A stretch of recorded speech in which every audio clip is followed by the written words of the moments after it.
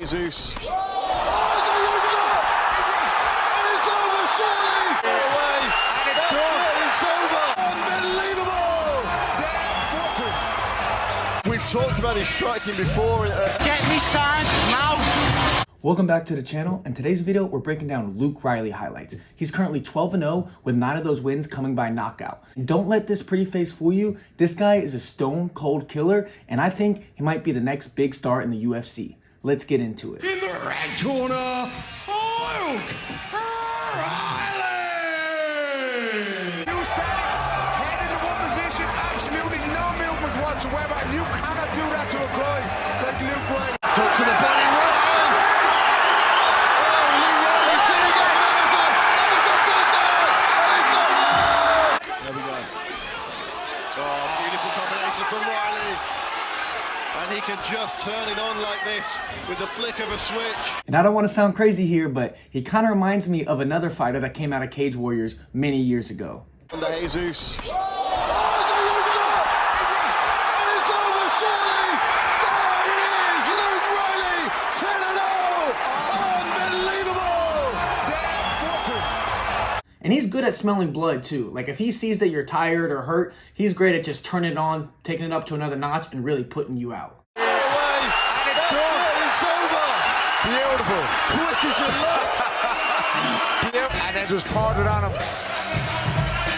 I mean, we've talked about his striking before and how... And Luke trains out of Next Generation MMA in Liverpool, and that might sound familiar because that's also where Paddy the Baddy trains, and we'll go more into the relationship a little bit later in the video, but you can tell that Paddy the Baddy has a huge influence on Luke. Shot.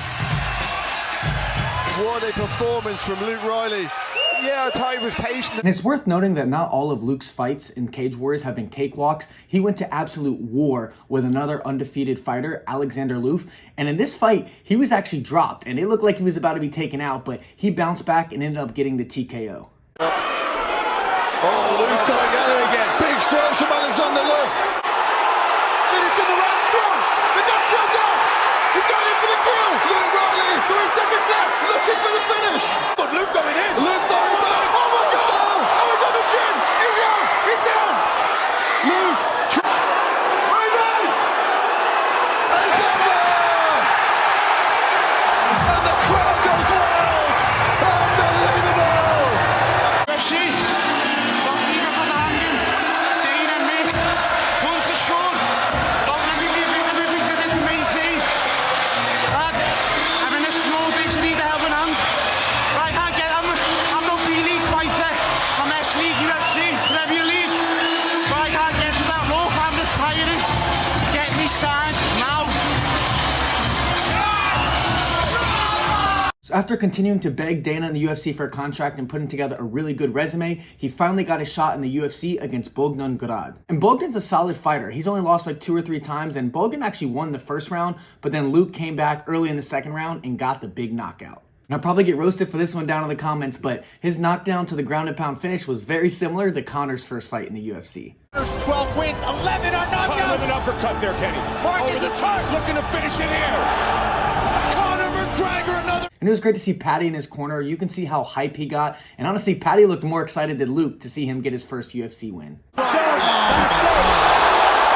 It only took that one incredible debut and comeback for Luke Riley.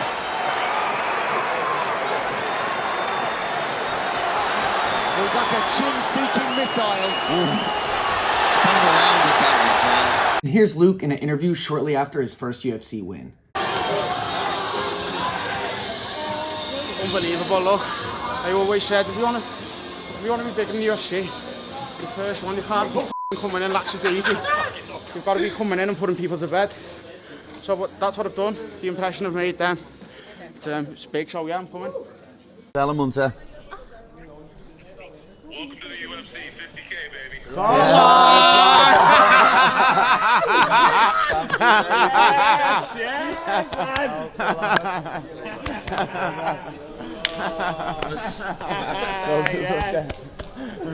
How you feeling?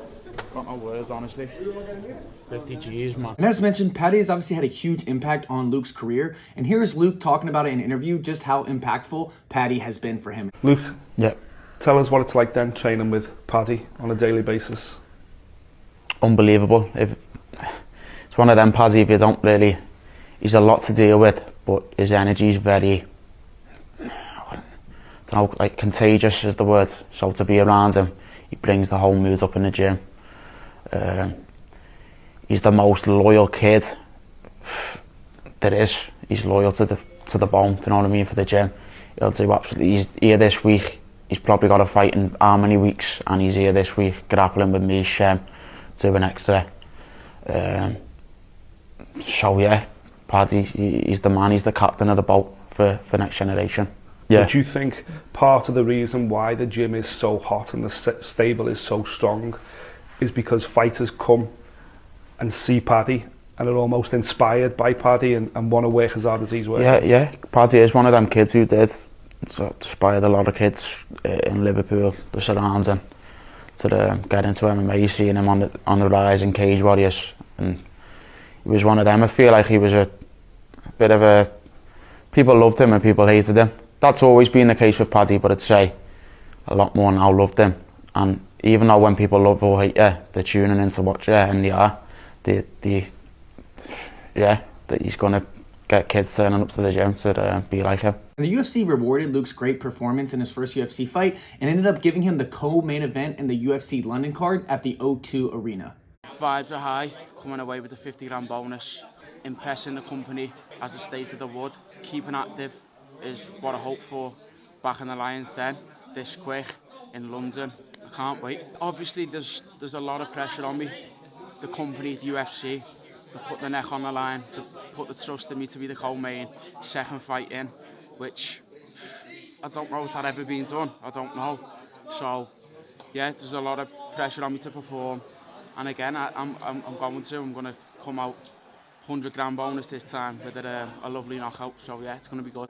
Packed out O2, it's funny because I fought in the smaller arena, the Indigo back in Cage Warriors, and now moving forward I'm in the Indigo's dad, the big fella, so it's going to be packed out, and look, I just can't wait to make that walk in and put on a good performance for the crowd.